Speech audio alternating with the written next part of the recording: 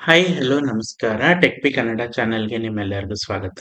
ಇವತ್ತು ನಾನು ಈ ವಿಡಿಯೋದಲ್ಲಿ ನಿಮ್ಗೇನ್ ತೋರಿಸ್ಕೊಡ್ತೀನಿ ಅಂದ್ರೆ, ನೀವೇನಾದ್ರೂ ಈ ಖಾತಾ ಅಪ್ಲೈ ಮಾಡ್ತಿದ್ದೀರಾ ಅಂದ್ರೆ, ನಿಮ್ಮ ನಿಯರೆಸ್ಟ್ ಪಂಚಾಯತಿಗೆ ಹೋಗಿ ಅಪ್ಲೈ ಮಾಡೋದಕ್ಕೂ ಮುಂಚೆ ಏನೇನ್ ಡಾಕ್ಯುಮೆಂಟ್ಸ್‌ನೆಲ್ಲ ರೆಡಿ ಮಾಡ್ಕೊಂಡಿರ್ಬೇಕು ಅಂತ ತೋರಿಸ್ಕೊಡ್ತೀನಿ.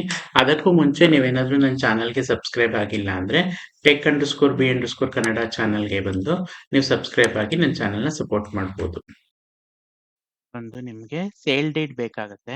ಸೇಲ್ ಡೀಡ್ ಅಂದ್ರೆ ನೀವು ಏನೋ ಸೈಟ್‌ನ ಅಥವಾ ಪ್ರಾಪರ್ಟಿ, ಮನೆ ಏನೇ ಪರ್ಚೇಸ್ ಮಾಡ್ಬೇಕಾದ್ರೆ ನಿಮ್ದು ಹೆಸರಿಗೆ ಏನು ರಿಜಿಸ್ಟ್ರೇಷನ್ ಆಗಿರುತ್ತಲ್ಲ, ಆ ಡಾಕ್ಯುಮೆಂಟ್‌ನ ಸೇಲ್ ಡೀಡ್ ಅಂತಾರೆ. ಆ ಡಾಕ್ಯುಮೆಂಟ್ ನಿಮ್ಗೆ ಬೇಕಾಗತ್ತೆ. ಅದ್ರದ್ದು ಕಂಪ್ಲೀಟ್ ಜೆರಾಕ್ಸ್‌ನ ತೆಗೆದು ಇಟ್ಕೋಬೇಕು.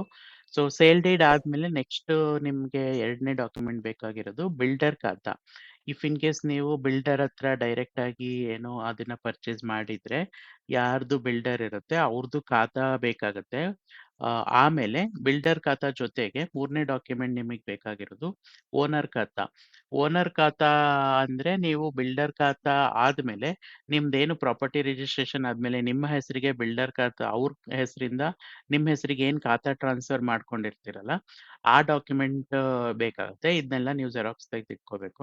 ನೆಕ್ಸ್ಟ್ ಬೇಕಾಗಿರೋದು ನೀವು ಪ್ರಾಪರ್ಟಿ ಏನು ಕಟ್ಟಿ ಇದೆ ನಿಮ್ಮ ಹತ್ರ ನಿಮ್ಮ ಹೆಸರಲ್ಲಿ, ಅದಕ್ಕೆ ಏನು ಟ್ಯಾಕ್ಸ್ ಪೇ ಆಗಿದೆ ಲಾಸ್ಟ್ ಪ್ರೀವಿಯಸ್ ಇಯರ್‌ದು.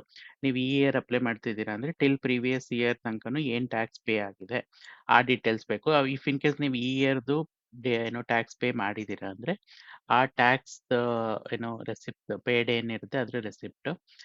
ನೆಕ್ಸ್ಟ್ ಡಾಕ್ಯುಮೆಂಟ್ ಬಂದು ನಿಮ್ಗೆ ಓನರ್‌ದು ಪ್ಯಾನ್ ಕಾರ್ಡ್ ಡೀಟೇಲ್ಸ್. ಓನರ್‌ದು ಪ್ಯಾನ್ ಕಾರ್ಡ್ ಫ್ರಂಟ್ ಎಂಡ್ ಮತ್ತೆ ಬ್ಯಾಕ್ ಎಂಡ್ ಎರಡೂದ್ರೂನು ಜೆರಾಕ್ಸ್ ಬೇಕು. ನೆಕ್ಸ್ಟ್ ಡಾಕ್ಯುಮೆಂಟ್ ಬಂದು ಓನರ್‌ದು ಆಧಾರ್ ಕಾರ್ಡ್ ಬೇಕಾಗತ್ತೆ.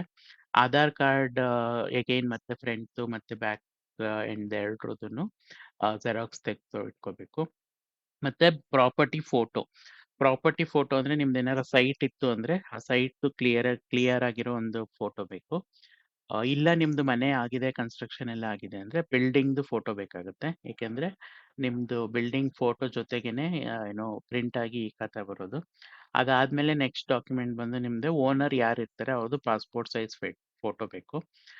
ಮತ್ತೆ ಅದಾದ್ಮೇಲೆ ಇಫ್ ಇನ್ ಕೇಸ್ ನೀವು ಬಿಲ್ಡರ್ ಲೇಔಟ್ ಇಂದ ತಗೊಳ್ತಿದ್ದೀರಾ ಅಂದ್ರೆ, ಲೇಔಟ್ ಪ್ಲಾನ್ ಒಂದ್ ಬೇಕಾಗತ್ತೆ.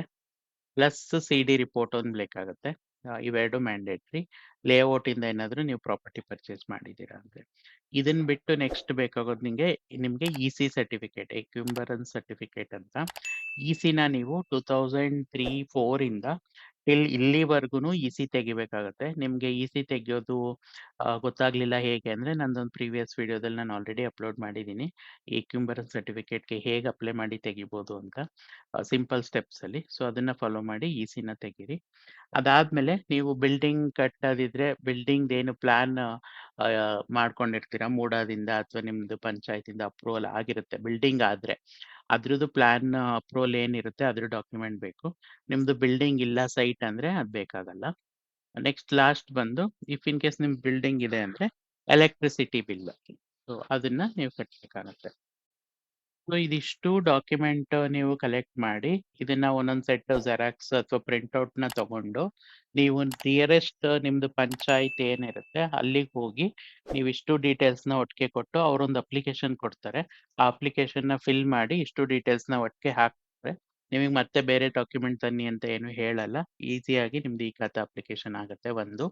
ಅಪ್ಲಿಕೇಶನ್ ಸಬ್ಮಿಟ್ ಮಾಡಾದ್ಮೇಲೆ ಅವರೊಂದು ಅಕ್ನಾಲೆಜ್‌ಮೆಂಟ್ ಲೆಟರ್ ತರ ಕೊಡ್ತಾರೆ. ಅದನ್ನ ಫೋಟೋ ತೆಗೆದಿಟ್ಕೊಳ್ಳಿ. ಪ್ಲಸ್ ಅದ್ರದ್ದು ಏನಾರ ನಂಬರ್ ಇತ್ತು ಅಂದ್ರೆ ಸೇವ್ ಮಾಡಿಟ್ಕೊಳ್ಳಿ ಫ್ಯೂಚರ್ ರೆಫರೆನ್ಸಿಗೆ. ಇಫ್ ಇನ್ ಕೇಸ್ ಏನಾರ ಡಿಲೇ ಆಗ್ತಿತ್ತು ಅಂದ್ರೆ ನೀವು ಆ ರೆಫರೆನ್ಸ್ ನಂಬರ್ ಇಟ್ಕೊಂಡು ಅವ್ರ ಹತ್ರ ಸ್ಟೇಟಸ್ ಏನು ಅಂತ ತಿಳ್ಕೊಬೋದು ಮತ್ತೆ ಹೋಗಿ. ಸೊ ಈ ವಿಡಿಯೋದಲ್ಲಿ ಈ ಮಾಹಿತಿ ಇಷ್ಟು. ಈ ವಿಡಿಯೋ ನಿಮ್ಗೆ ಇಷ್ಟ ಆಗಿದ್ರೆ ನನ್ನ ಚಾನಲ್‌ಗೆ ಲೈಕ್ ಮಾಡಿ, ಸಬ್ಸ್ಕ್ರೈಬ್ ಮಾಡಿ, ಸಪೋರ್ಟ್ ಮಾಡಿ. Thank you all.